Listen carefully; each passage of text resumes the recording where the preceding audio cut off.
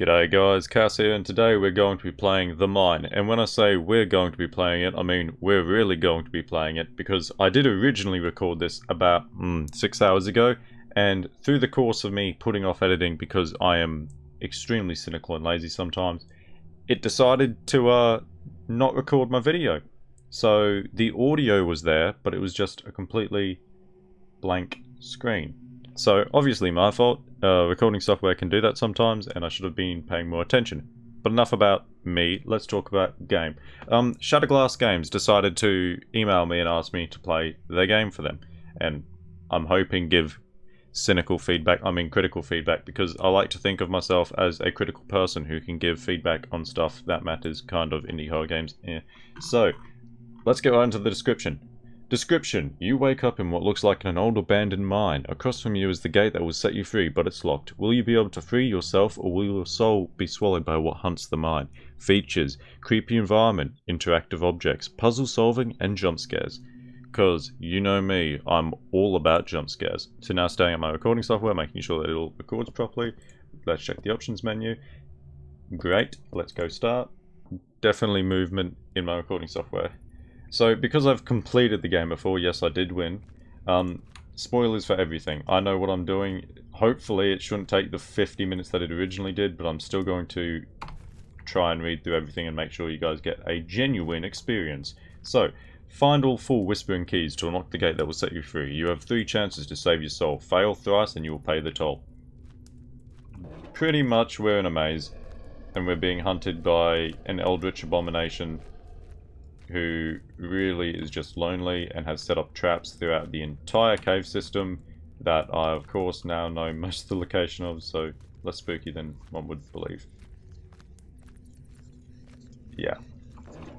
I had a bunch of cynical feedback for the game before that I'm going to litter throughout the video, because I'm not sure what else I'm going to talk about now that I've played the game so much. There's Eldritch Horror.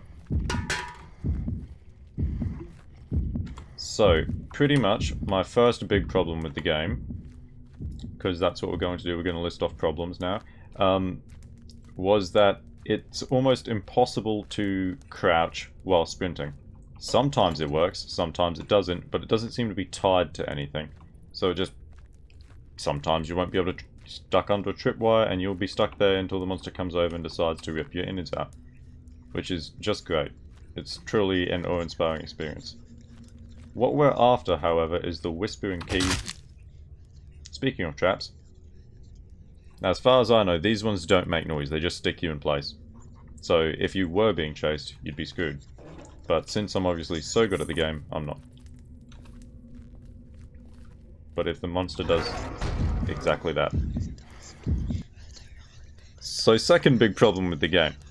Every single key, bar 1, is in a dead-end corridor. So what that essentially means is you're playing RNG with the monster to see if he wants to chase you all the way. Sometimes he just won't, and he spawns at random and gets lost. It's truly an experience. So 50 minutes of this is what you're missing, but it's okay. We're gonna have the full experience right now. Come back. Okay, let's go. So, even though I played this game for ages and ages and ages, finding every single nook, cranny, and every other excuse to be able to hide from this guy, I would not be able to tell you exactly how long he chases you for, or even be confident in how to actually outplay him. He just sometimes gets bored and doesn't bother, and other times he will chase you to the ends of the earth through every dead-end corridor, and will make your life absolutely miserable. Okay, forced can there, so he now knows where I am. Grab the key, and you've got to hope he doesn't spawn to your right, otherwise I'm not going to make it very far. Now, third big problem. Let's see how long I can remember these numbers for. Third big issue. The gate that you're distributing these keys onto, the one in the beginning that we saw, is in a dead-end corridor that the monster can go in. So, even though you can only carry 1 key at a time, and as far as I know you cannot drop the keys unless you die, the monster is fully capable of just chasing you into the safe, what you would perceive to be the safe zone, and killing you. making you drop the key in any random location, which is really, really fun, let me tell you. Where is the gate? I think after playing it for so long I know where the gate is. This way. But good point. The red arrows, very good indicators of where you need to go for returning the keys, which is really important. It's going to be bad because all my complaining is not going to look as important now that I actually look like I know what I'm doing. Okay, step through that, go to the right because there's no tripwire this way. Duck under here. Yeah, so... Oh. So the game mainly suffers when it has to factor in dead ends. Because that's when the monster chasing you endlessly really becomes a tiring issue. He's currently right behind me. Please let me in.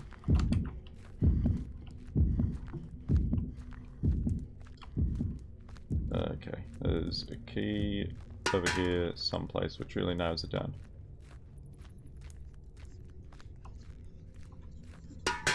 Another can check into a dead end, so he's right behind me. Yep. So, as you can see, sometimes the game will just force you to lose life for a key. And this isn't the most optimized route. As you might be able to guess, I've performed the most optimized route to beat it after the 50-minute period of self-flagellation. And I didn't really want to do that on my first time through playing the game, because, you know, we're all meant to have a fun and enchanting experience, which isn't really possible if I'm heavy breathing tryharding the entire time. But if he forces my hand... Nope.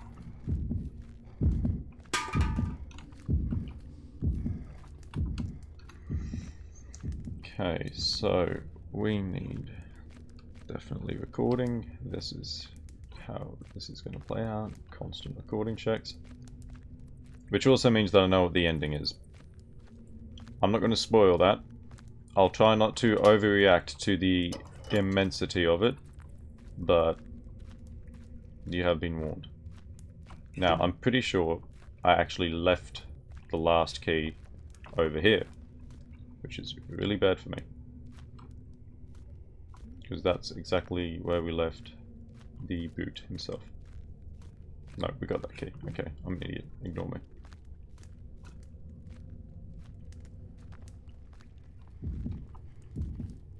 Now, you may think that sprinting everywhere is not the safest way to accomplish my tasks, but I quickly discovered that the monster really doesn't care about normal things like needing to hear you, or what's a pop culture meme that I can insert here? We'll have to think about that when we'll come back to it. But the point is, he just sometimes will hunt you down to the ends of the earth. Through numerous walls, numerous gates to crouch under, which don't always let you in. Sometimes they will just stick you out and hold you there for a random amount of time. So we got that one, so the last key is still over here. Actually no, because it was the one on the ground. Which is the last key? If we got all the one... there's that random laughter that's in the game for some reason. I have actually forgotten which keys. This is what happens when you talk too much. I would not recommend it. Okay, I don't know why we can hear him. I did not see him, but I'm going to pretend like we did and continue running.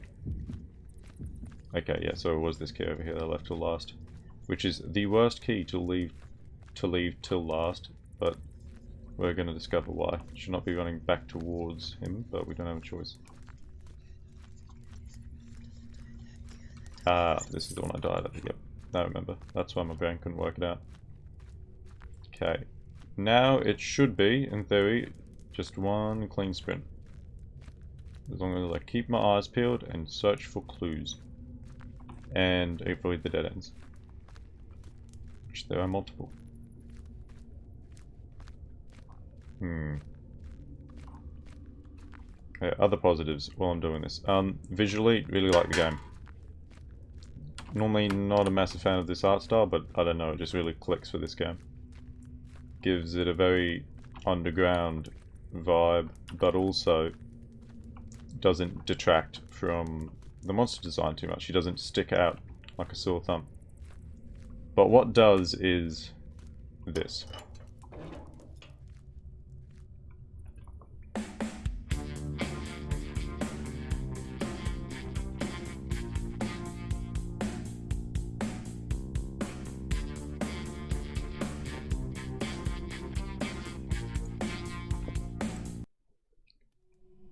So, as you can imagine, after 50 minutes of playing this game, to learn the exact layout, I wasn't exactly happy for that to be the ending. But that is in fact the ending.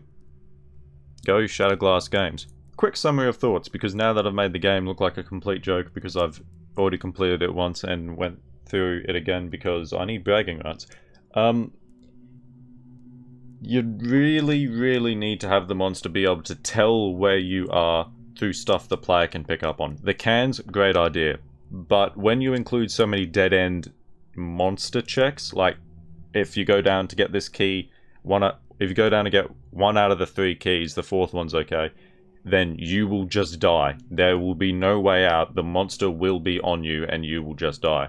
And including a can check on one of the keys is not fair. It's just not. You should be able to successfully get the keys and have options to escape when the monster comes after you. You shouldn't have to get in there, get the key, and then just pray the game bugs and the monster's not there. Otherwise you will die, because there's no way out. 3 lives is a decent enough number, but maybe just tune the game down to be a little bit easier than extremely hard. Because I died maybe, first time I played through it, maybe 15, 16 times before I clicked and just had the entire map in my head, and then it didn't matter what the monster did because I would always just know which turns I'm going to take, which in a horror game about staying alive, having basically a death check where you die 15 times to memorize the entire map and then be able to breeze through it without thinking isn't really fun. You just feel like you're pouring an endless amount of time into a task and your reward is that task no longer being anything. As you can see, the difference in this video compared to the last one is about 48 minutes, which is great. Real fun. Like I said, stuff that goes well. Most of the sound design is on point. The little murmurs, the hush whispers, the crackling of the torch, all that stuff, good fun. The traps, the ones that aren't set up in a way to really annoy the player, are extremely fun and add, well, not fun, obviously they're traps, but they're intuitive enough that the player should end up knowing where they are without having to die to them too many times. And they just, you know, stop the player from sprinting through the entire experience. So overall, it's a really good game for a completely free horror experience. I'm just not a fan of mazes or constant death. But there's not really any jump scares. Not sure why that was part of it. I wouldn't call the monster killing you when you can obviously see him coming a jump scare, really. But you know, ending. Never do that for an ending, ever. Never just have you win followed by funky music. It just doesn't gel well with horror. Maybe an ending where the monster gets you anyway, or it fades out, or if like fading out would be cheap, but it'd be better than that. Or maybe there's just a bright white light at the end of the corridor and that's just signifying you escaping. Anything along those lines, just not you win followed by funky music. It's a strange design choice. But otherwise, thank you for asking me to review your game. It was actually quite a lot of fun compared to most of the stuff I play on itch.io. So good work, Shatterglass Games, and probably going to look into the rest of your stuff now because this was actually pretty good, ignoring a few flaws. And my recording software hating me. But you know, it was good. So, see you guys next time. Do not have too much fun without me.